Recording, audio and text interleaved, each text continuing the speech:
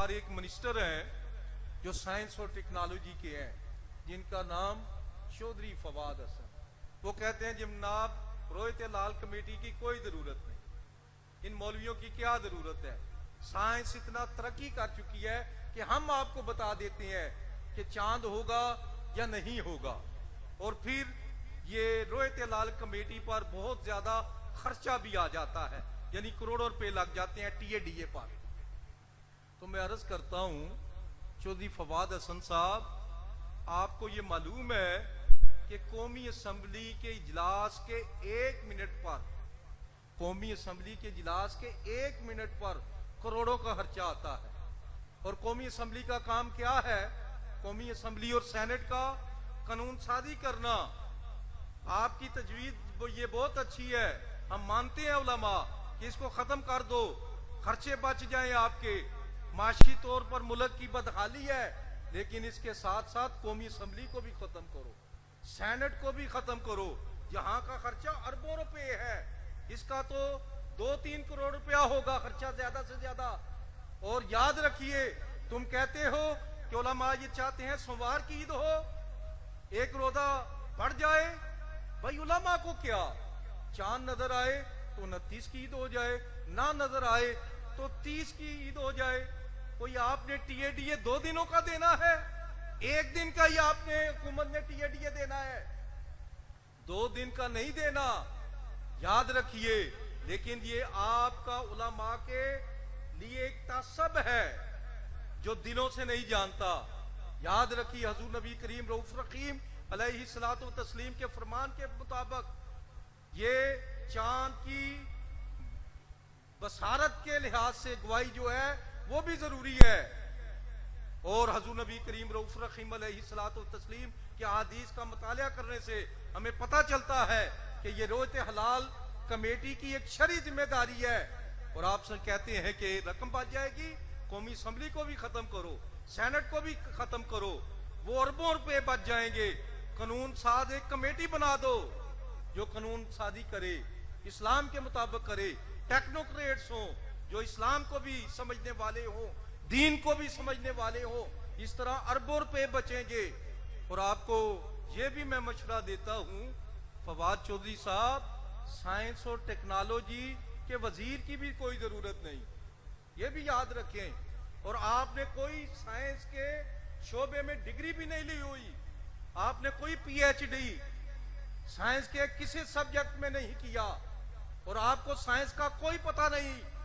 ये आपकी वजारत जो है, आपका वजीर रहना, ये भी करोड़ों रुपए का एक खर्चा है, इसको भी खत्म करो। और किसी साइंस के एक्सपर्ट को यहां पर मुतय्यन किया जाए। और फवाद चौधरी साहब, आपको साइंस का कुछ भी इल्म नहीं है, और मैं चैलेंज करता हूं कि तुमसे ज्यादा साइंस से मैं आगाही रखता हूं, मैं साइंस को ज्यादा जानता हूं। मिंबर रसूल पर भी बैठकर तुमसे ज्यादा मैं साइंस को ज्यादा जानता हूं। मैं तुझे बरमला चैलेंज करता हूं कि मीडिया पर आ जाओ, किसी चैनल पर आ जाओ, साइंस के मुतल्लिक तुम भी बताओ, मैं भी बताऊंगा। और अगर मैंने ज्यादा बताया तो तुम्हें मुस्तफी होना पड़ेगा। ये उलमा की बातों में दखल ना दो, ये तुम्हारी दीन से बेदारी का इजहार है, तुम्हारा दीन से दूरी इसका इजहार है। एक रोयत लाल कमेटी के पीछे तुम पड़ गए, क्या खर्चा है?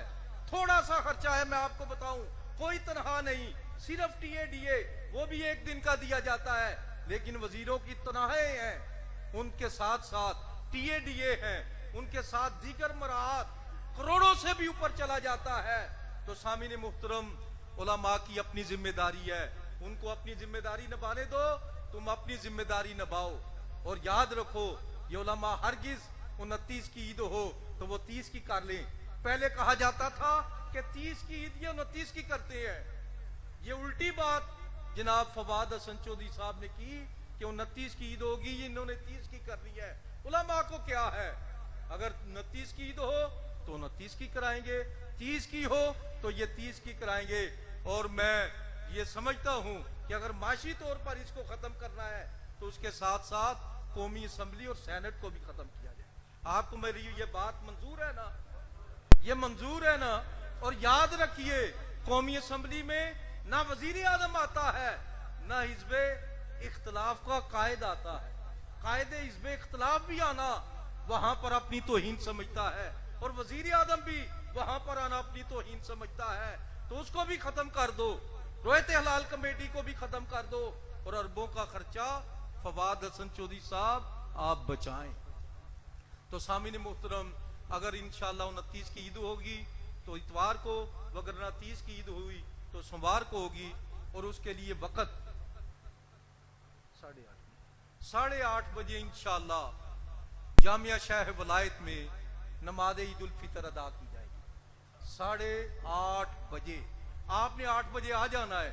8 बजे से 8:30 बजे तक ईद उल फितर का खुतबा होगा, और फिर उसके बाद नमाज ईद अदा की जाएगी, और फिर उसके बाद अरबी खुतबा, क्योंकि अरबी खुतबा नमाज ईद के बाद होता है, जुम्मे का पहले होता है और नमाज ईद का बाद में होता है।